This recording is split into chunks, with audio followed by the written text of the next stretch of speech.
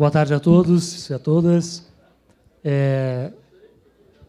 Dando continuidade a esse nosso seminário, que realmente temos muita alegria de reunir todos esses formadores de opinião aqui. E o exemplo está aí, né? A internet bombando, é muito gratificante para a gente isso, porque a gente consegue ver o quanto esse seminário está mostrando interesse, está despertando interesse nas pessoas pelo país inteiro. E a gente agradece a todos que estão pela internet participando e certamente estão gostando, porque estamos ouvindo muitos elogios de parte dos palestrantes, dos debatedores, né, que aqui estiveram, que realmente tem dignificado e engrandecido esse nosso evento.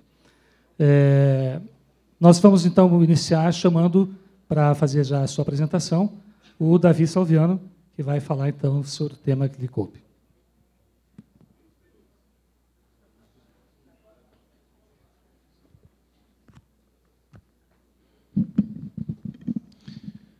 Bom, minha gente, boa tarde a todos. Eu gostaria de começar agradecendo o convite que foi feito pela ANAB, né? Eu acho muito importante esse tipo de evento. Ele propicia que a gente reveja tantos conselheiros de usuário que estão aqui presentes, a quem eu queria saudar, tantos colegas gestores e tantos colegas que a gente conhece dessa caminhada na CACI, no Banco do Brasil. Já são 31 anos e 18 deles praticamente dedicados à saúde. E falar de sustentabilidade na saúde, eu vou pedir que alguém passe, eu estou sem o laser point. Falar de sustentabilidade na saúde, eu gosto muito de utilizar uma definição que ela, para mim, é muito importante, porque ela envolve...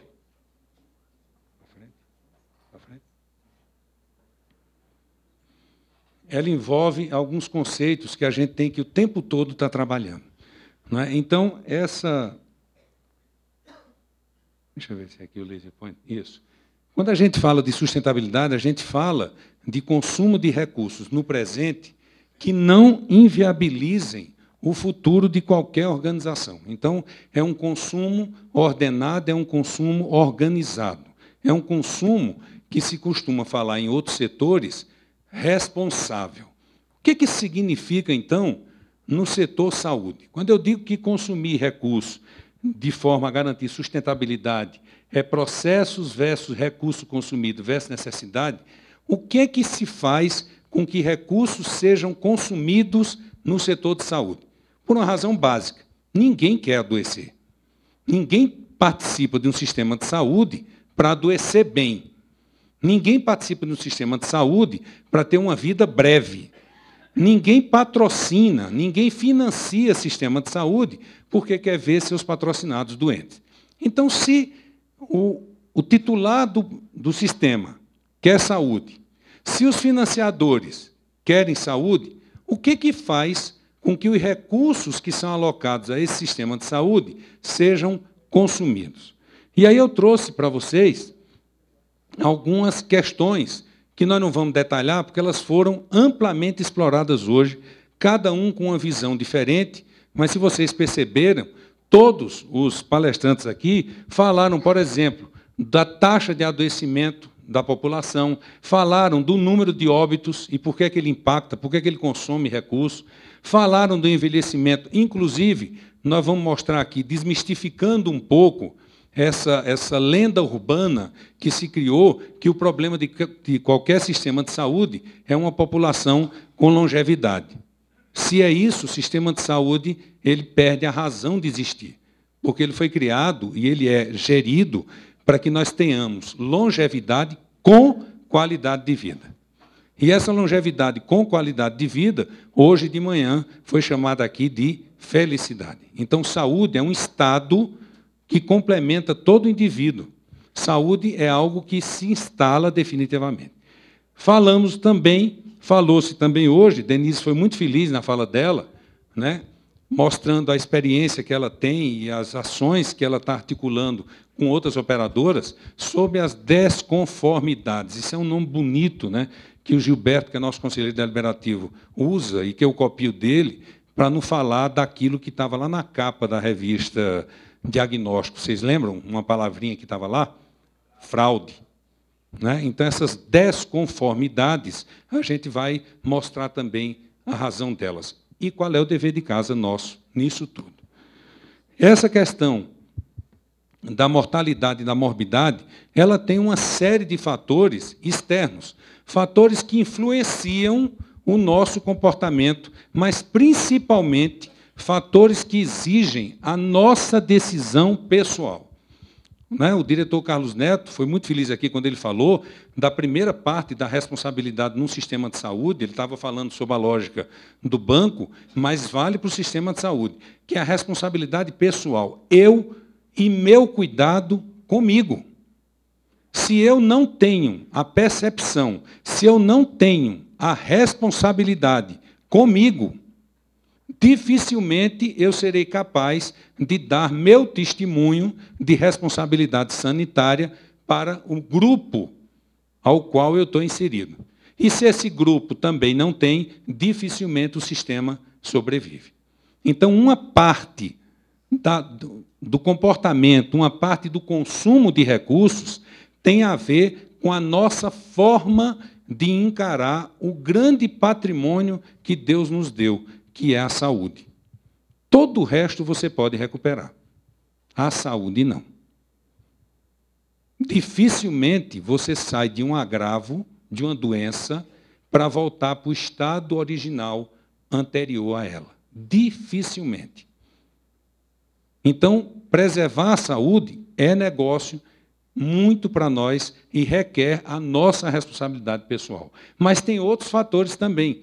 Na hora que a gente se industrializou mais, na hora que a gente aumentou a competitividade, na hora que a gente procurou, por diversas razões, a acomodação de trabalhar com produtos fabricados em indústrias, produtos que levam conservante, tudo isso aqui que o professor Ogata foi muito feliz, na forma que ele colocou, uma forma light, uma forma alegre, mas mostrando que existem diversas lendas urbanas.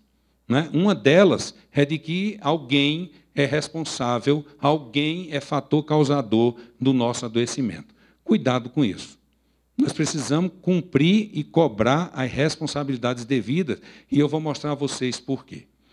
Mas, quando você percebe, quando você estuda essas causas de adoecimento que estão fora da nossa governabilidade, aquelas que não dependem da minha escolha pessoal, você percebe claramente uma mudança muito preocupante.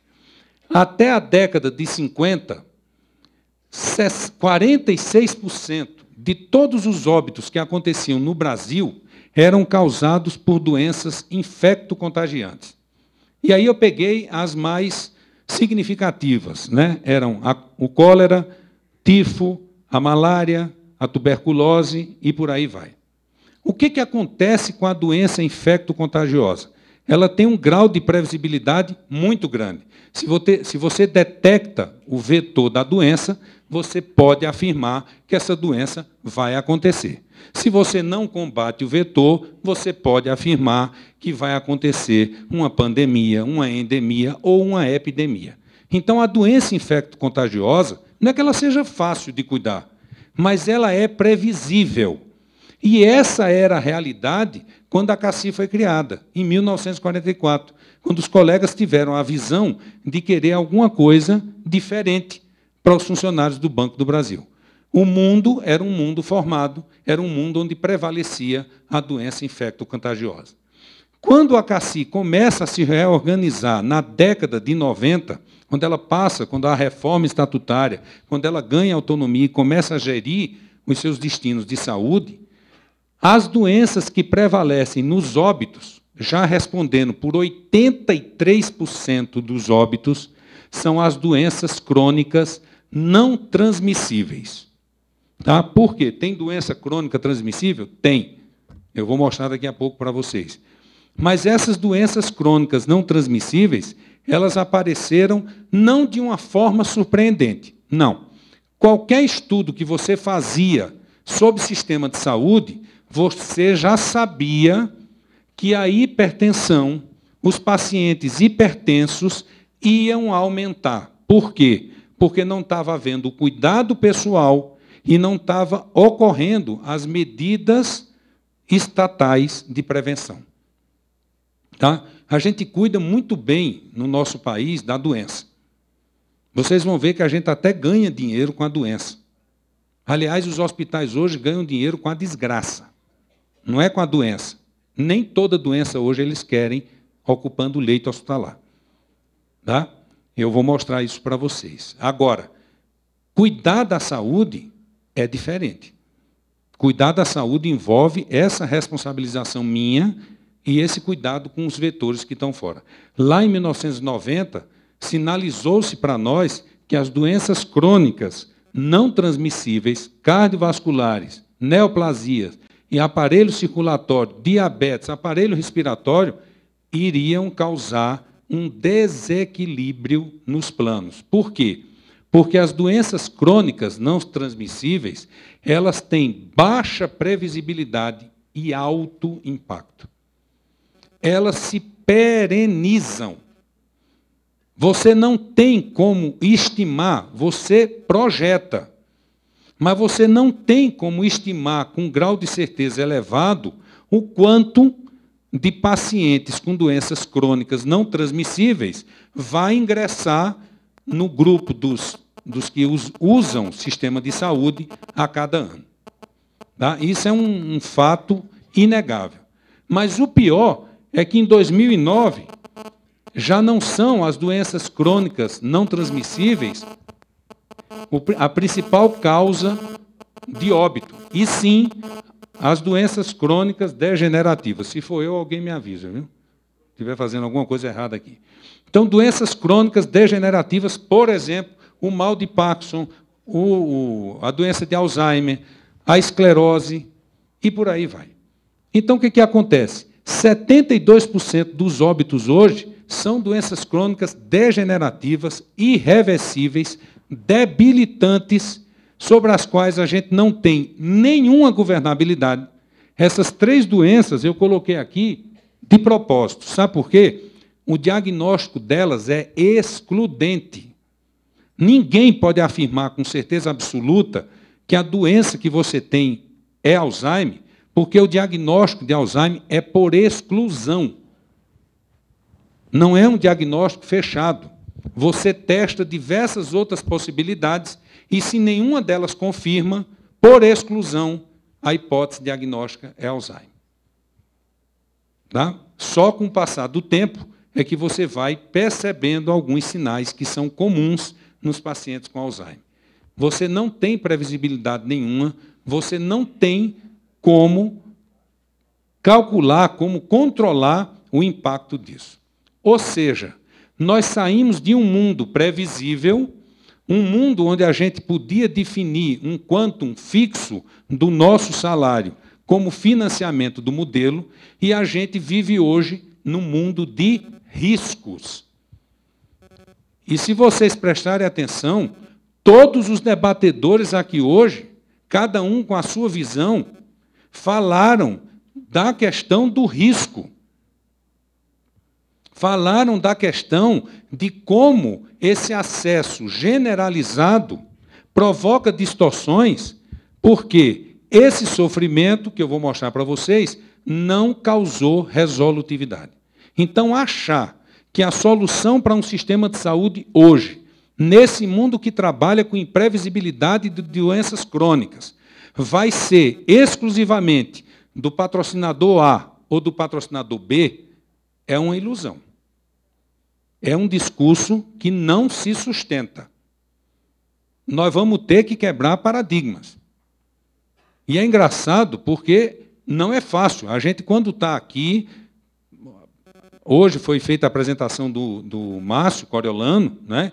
E na hora que o Márcio falou, eu escutei o burburinho, todo mundo indignado e com razão dos casos que ele trouxe. A gente pode trazer outros piores, que eu já encontrei nessa caminhada. Então, aqui a gente se indigna, aqui a gente fica zangado. Mas, quando a gente sai, a gente esquece o que ouviu aqui. Não vai ter como mudar esse sistema se a gente não tiver coragem de enfrentar algumas questões que eu trago para vocês aqui. Primeira, olha o que é que acontecia quando prevalecia as doenças infecto-contagiosas. Os sanitaristas iam lá Isso aqui é tuberculose respiratória, tá? 87% das doenças respiratórias são evitadas se a pessoa lava as mãos com sabonete 6 vezes por dia. 87% das doenças respiratórias são evitáveis se a pessoa lava as mãos 6 vezes ao dia. Por que 6 vezes ao dia? É o número de vezes que, em tese, a gente come alguma coisa. Então, basta que ao se alimentar, né, a gente lave as mãos, para não ser a mão agente infectante, e a gente reduz o número de doenças respiratórias. Olha o que é que acontecia na doença infecto-contagiosa. O sanitarista ia lá, intervia, e o número de óbitos caía de 4.000 para cada milhão para menos de 100 para cada milhão, isso no intervalo de menos de um século. Tá? Menos de um século. Simplesmente a mudança de hábitos, cuidados e a gestão dos vetores. Essa era a doença infecto-contagiosa. Não é a realidade que a gente vivencia hoje. A realidade que a gente vivencia hoje é a de que o custo de doenças crônicas chegou aí, segundo a OMS, a gente viu o professor Algata falando, 9 bilhões por ano é a previsão de gastos com doenças crônicas em 2015. Vale salientar que esse gasto são para as pessoas que permanecem vivas. Por que eu estou falando nisso? Vocês vão ver daqui a pouco um estudo que foi feito aqui no Brasil sobre óbitos e gastos com óbitos aqui no Brasil. Então, o fato concreto... Tá, obrigado. Então, o fato concreto é que essa mudança do nosso perfil, essa perda de previsibilidade da carga doença, gerou impacto sobre saúde. Gerou a necessidade da gente rediscutir nossos modelos e nossas atitudes perante o sistema de saúde, que a gente está dizendo aqui desde manhã, que quer que tenha longevidade, que quer que sobreviva, e acho que isso é um desejo comum de nós todos que estamos aqui. Não é? Quais são esses impactos? Primeiro, quem é que está ganhando dinheiro com a doença crônica degenerativa? Não vou repetir o que já foi falado, vou só trazer alguns dados que talvez não apareceram ainda. Primeiro, indústria de equipamento duro, máquinas. Cresceu entre 98, ela tinha 145 bilhões de faturamento, de despesa, elas provocavam 145 bilhões de despesa, cresceu para 220 bilhões em 2006, um crescimento de 52%. Os Estados Unidos, na época, lideravam o gasto com 39%, mas o mercado que mais cresce no mundo, o segundo mercado que mais cresce no mundo em incorporação tecnológica, é o Brasil.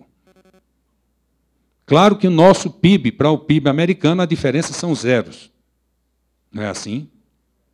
Claro que o sistema de saúde americano não tem nenhum indicador sanitário bom para a gente dizer que esse valor gasto valeu a pena, do ponto de vista de saúde.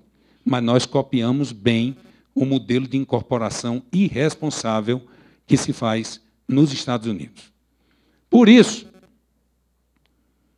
é que a gente vê, da mesma forma, como foi citado aqui hoje de manhã, a gente vê que quando você compara indicadores que estão ligados a gastos em saúde, né? O azul, que é o do IES, das medicinas privadas, o vermelho é o da CACI, o verde, o da ANS, o roxo, o dos Estados Unidos, esse aqui é o IPCA.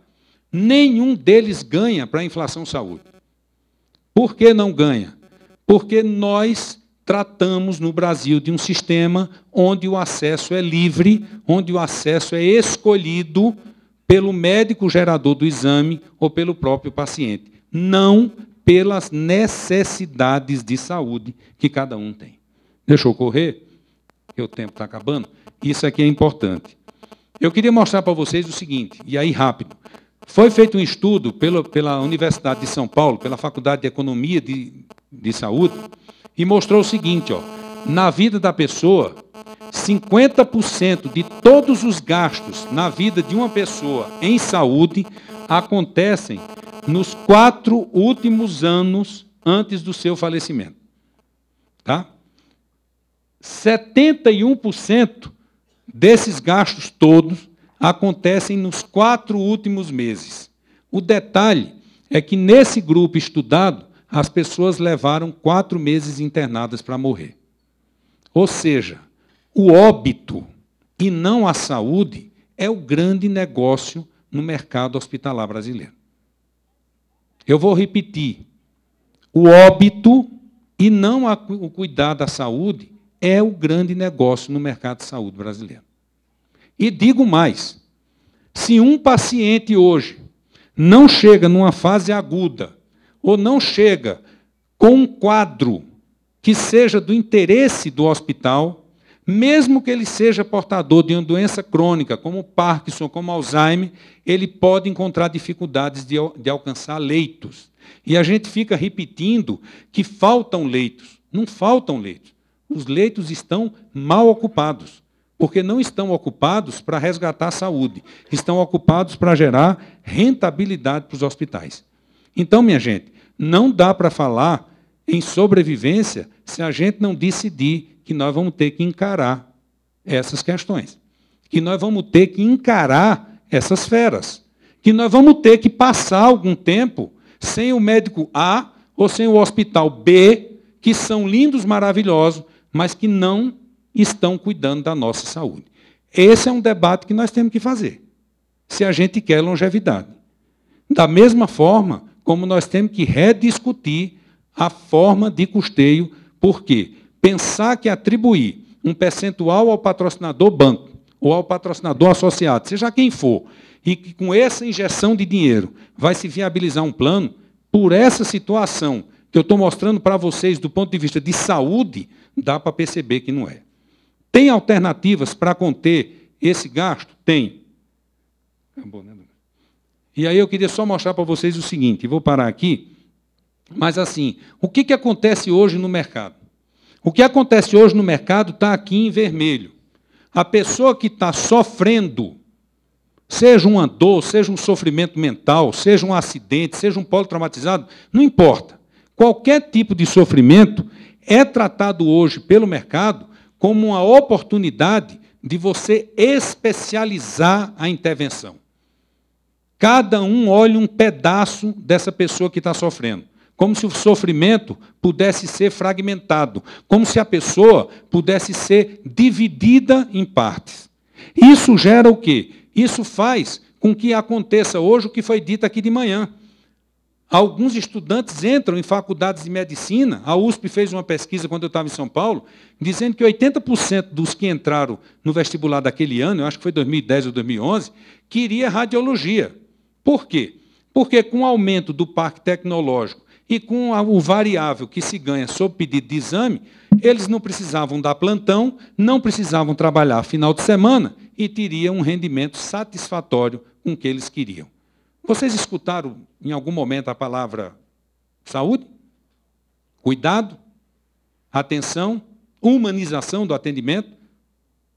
Bom, isso significa o quê? Que, do outro lado, se você não tem uma intervenção voltada para o cuidado, para a saúde, para olhar o indivíduo como um todo, você passa a ter estratégias do outro lado, que são a criação de barreiras de acesso. Então, nega-se por negar, começa-se a criar dificuldade e, o que é pior, você cria rentabilidade em cima da desgraça humana. Tá? Claro que isso em ambientes lindos. Eu conheço hospital que tem até piano de cauda na entrada. Tem gente aqui dele, hein? Tem gente aqui que sabe do que é que eu estou falando. Um piano de cauda na entrada. Isso tem a ver com saúde? Tempo. Isso tem a ver com qualidade? Vou terminar. Então, a minha proposta é de que a gente quebre esses paradigmas, que a gente faça uma discussão voltada para riscos, tá? Que a gente comece a repensar que a responsabilidade é de todos, não existe aquele ou este, e que a gente comece a fazer o dever de casa, qualificando as equipes, exigindo um maior conhecimento daqueles que se dedicam a trabalhar pela CACI, mas assumindo como corpo social da CACI embates que nós vamos ter que fazer se a gente quer combater a fraude e se a gente quer, como eu quero e penso que todos nós, uma cacique sobreviva mais 200, mais 300 anos, para todas as gerações que vão nos suceder. Muito obrigado.